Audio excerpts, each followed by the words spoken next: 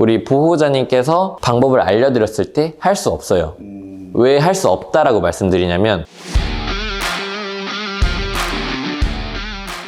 간단한 자기소개랑 강아지 소개 좀 부탁드립니다. 9년차 네. 반려견 훈련사 이준규라고 하고요. 네. 올바른 참견, 애견 유치원, 반려견 행동교정, 방문교육을 진행을 하고 있습니다. 이쪽은 제 반려견 지금 4살 된 오스트레일리안 캐틀독이라고 하는 이름은 윌로우고요. 교육하면서 이제 헬퍼견, 저랑 대회 준비도 조금 하고 있고 대회는 언제 나가시나요? 다음 주 화요일 제가 자격증 대회 나가는 걸 준비를 하고 있어서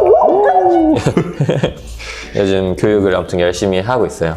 자격증 대회면은 네. 훈련사가 되기 위한 자격증을 말씀하시는 건가요? 애견 연맹이라고 하는 사설 네. 기관이 있는데 그쪽에서 실시하는 네. 이제 실기 시험, 필기 시험을 이제 치르기 위한 준비라고 보시면 되고 윌로우와 함께 네, 그래서 제가 직접 가르쳐서 출진할 예정이에요.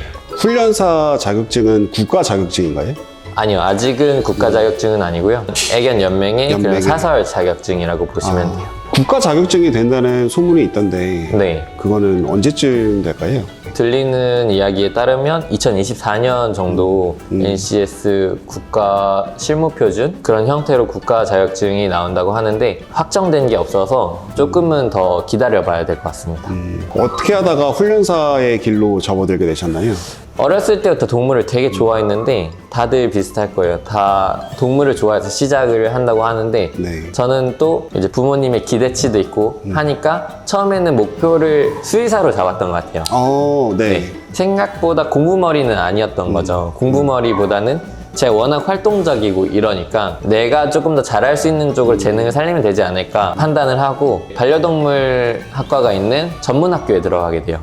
네네네. 전문학교에 들어가서 훈련사를 생각했을 때는 제가 어렸을 때부터 좀 꿈꿔왔던 것도 있고 개인적인 로망은 그런 거였어요. 친구가 이제 강아지 관련 교육 때문에 약간 좀 고민을 하고 있을 때 내가 멋지게 도와주면은 로망 같은 네네네네. 거였죠. TV에 동물농장이 많이 나와서 동물농장, 네네. 강아지들 문제 이렇게 고쳐주고 그런 것들이 이제 저한테는 로망 같은 걸로 남았었던 것 같아요. 그래가지고 훈련사로서 열심히 하면 이웅중 훈련사님처럼 스타 훈련사가 될 수 있지 않을까 생각을 하고 훈련사를 시작을 하게 됐죠.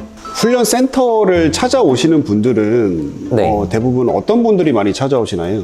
내가 직접 강아지를 가르쳐서 교육을 해봐야겠다라고 생각을 하시는 분들이랑 그럼 문제가 있지 않지만 이제 내 강아지와 더 친밀한 관계를 맺고 싶으신 분들이 더 많이 오시는 거네요? 반반이에요. 그러니까 저희가 교육 프로그램이 이제 지금 주말에 진행하는 클래스는 네네네. 크게 보면 3가지예요. 어질리티 클래스, 산책 클래스, 미용 클래스예요. 네네네. 어질리티 클래스는 장애물 넘는 독스포츠를 가르치는 거예요. 그러면 네. 이거는 보호자와 함께 취미생활을 가지고 싶은 가정에서 배우러 오시는 분들이고 두 번째 산책 클래스는 반반이에요. 우리 강아지가 정말 산책을 못해서 오는 경우도 있고요. 산책을 하긴 하는데 조금 더 나랑 호흡 맞추면서 했으면 좋겠다. 보호자님 욕심이랑 조금 더 내가 잘못한 건 없는지 체크 점검하러 오시는 보호자님 있고요. 미용 그루밍 클래스는 우리 강아지가 미용실 가서 공격성을 보이거나 귀청소 발톱 정리 뭐 이런 게 전혀 안 된다. 이런 경우에 교육받으러 많이 오세요. 기르는 강아지가 미용실에 가면 스트레스를 조금 많이 받아 하니까 내가 집에서 조금씩 해주자 이런 생각도 있거든요. 네. 그래서 그런 미용이라는 작업들이 되게 재밌게 느껴져서 뭐 미용실을 가도 좀 재밌게 하고 오거나 약간 이럴 수 있게 해주는 거거든요. 오셨던 견주분들 중에서 정말 심각한 문제를 가지고 오시는 분들도 계실 텐데 네. 어떤 케이스들을 조금 보셨나요? 제일 고치기 힘들었던 건 아무래도 공격성이죠. 네, 보호자도 무는 공격성이었던 것 같아요. 그런 교육들은 입소해서 최소 2-3달 동안 훈련사랑 호흡을 맞추고 친화도 진행이 돼야 되고 꾸준히 진행이 돼야 되는 건데 공격성 교육이라는 게 보호자도 할 줄 알아야 돼요. 입소 교육은 훈련사가 어느 정도 강아지를 보호자가 교육할 수 있게 만들어 놓는 거고 네네네. 방문 교육은 보호자에게 방법을 알려주고 네. 이렇게 시범 보여주고 따라하고 코칭해주는 그런 개념이 달라요. 근데 공격성은 우리 보호자님께서 방법을 알려드렸을 때 할 수 없어요. 왜 할 수 없다라고 말씀드리냐면 보호자가 이미 강아지한테 물렸어요. 그렇기 때문에 이렇게 하셔야 돼요. 했을 때 네 해볼게요. 움찔. 약간 이렇게 되니까 강아지는 계속 그냥 그럼 더 긴장하는 거죠.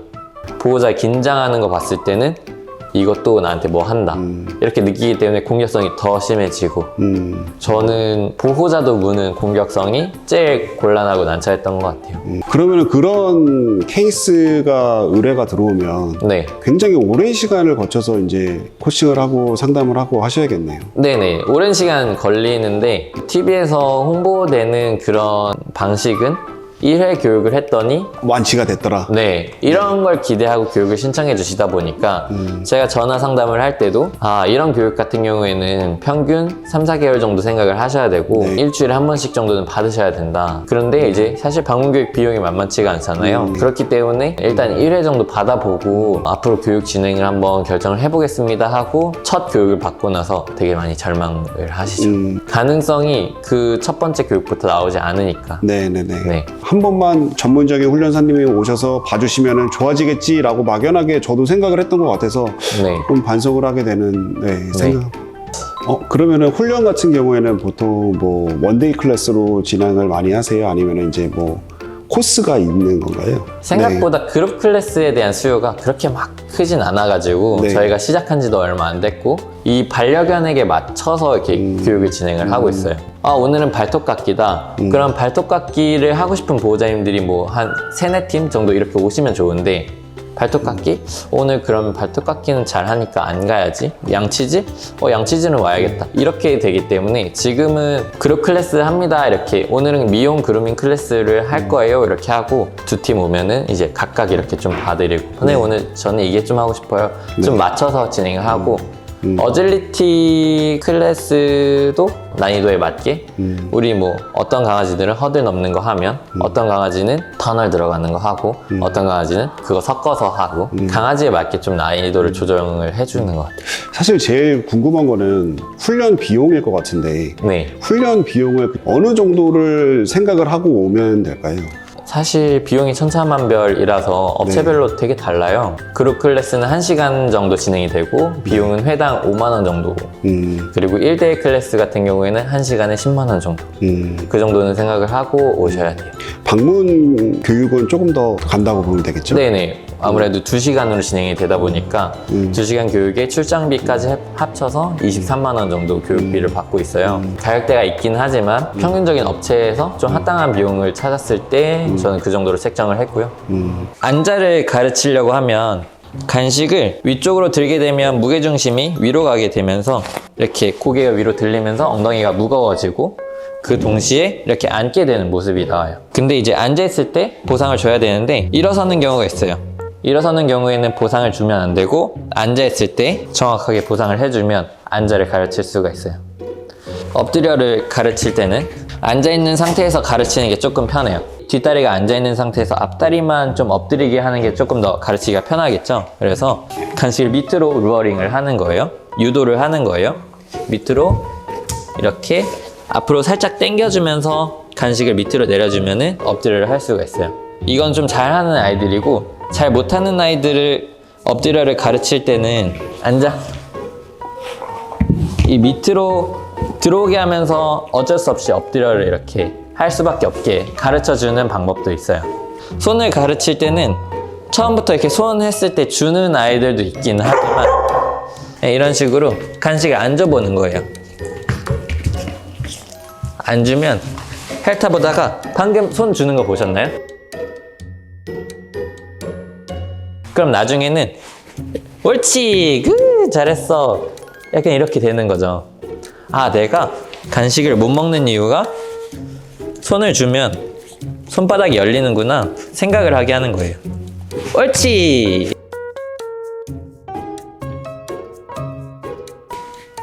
이런 식으로 손을 가르치는 거예요. 간식을 먹으려고 이렇게 깨물깨물 한다는 거는 정말 진심으로 나오는 그런 공격성이 아니라 장난으로 나오는 그런 깨물깨물이라서 그렇게까지 두려워하시진 않으셔도 될 것 같아요.